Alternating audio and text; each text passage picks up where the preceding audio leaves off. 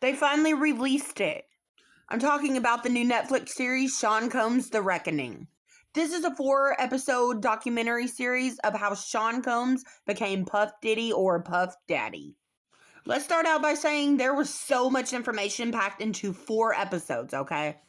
If you haven't watched it yet, please scroll on, but if you are interested in hearing this, you can stay. Starting with episode 1. There was so much information packed into the entire 4 episodes, but when I tell you, you have no idea about his origins until you actually listen to the story from the beginning all the way to the end. So he accidentally became famous, right? So what I mean by he accidentally became famous, him and a rapper Heavy D hosted a basketball game at the City College of New York in 1991. During that basketball game, a tragedy happened. 9 people were killed and a bunch of people were injured due to overcrowding on the stairway.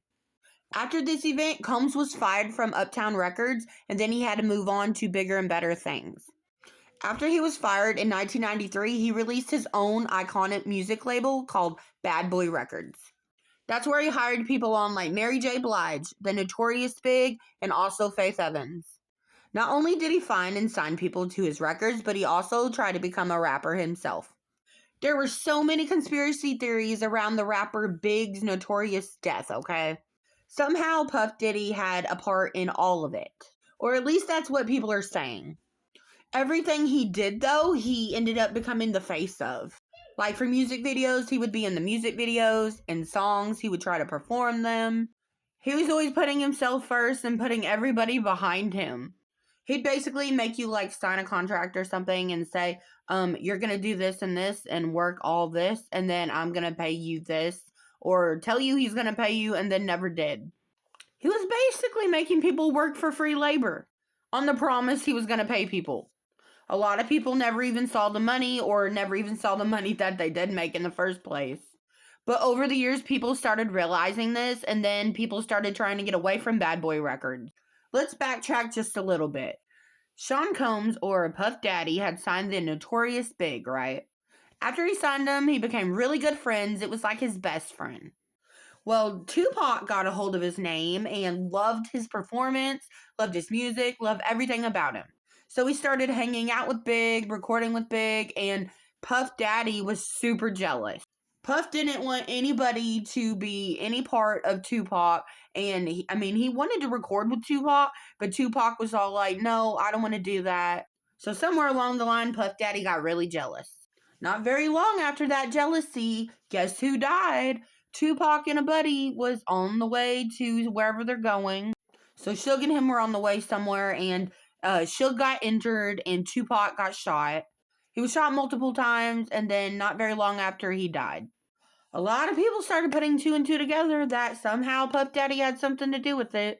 And people that were being screwed over by Puff Daddy, like his friend Kirk, and there's a bunch of other people, they were starting to tell these stories about him and tell on him about things that he's done, what they've witnessed, about all the conspiracy theories.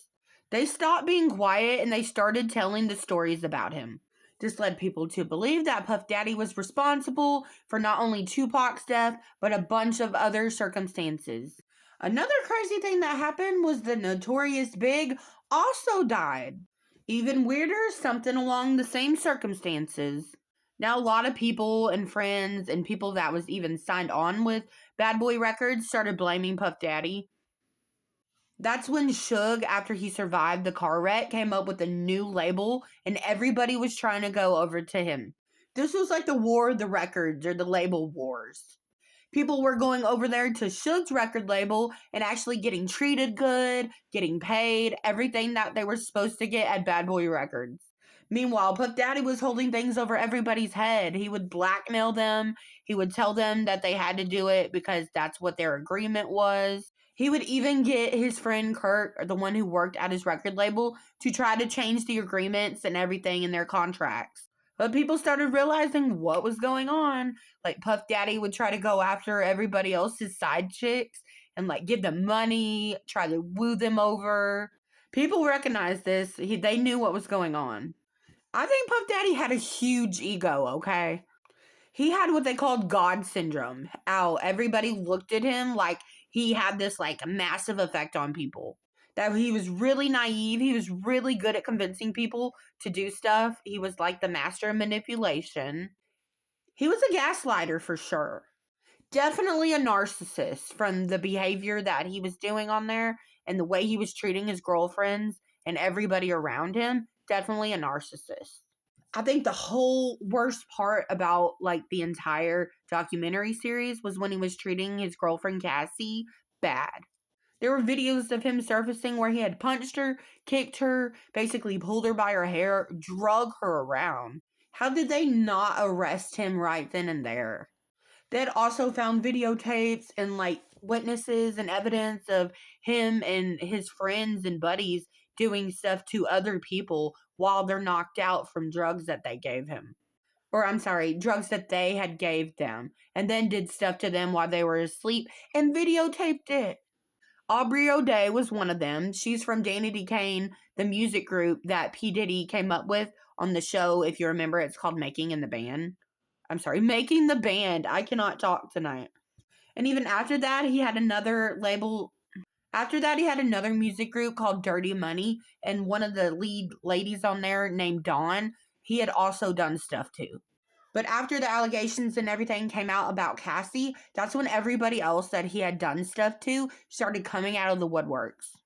They all just started coming after him with lawsuits. Like, there were at least 100 of them that I know of. 77 of them were still pending. And this year, he was tried in court for a bunch of different charges.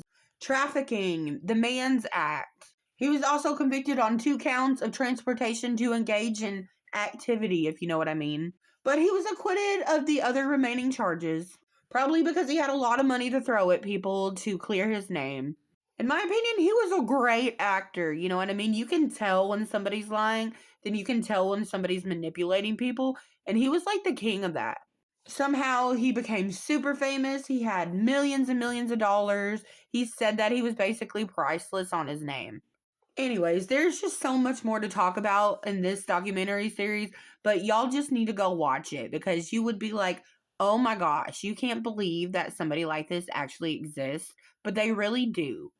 How do they come up with this? Like, do you think that he's like, I don't know, psychotic or whatnot? They said that they had found like anxiety medicine, psychosis medicine, a bunch of illegal drugs, strawberry powder.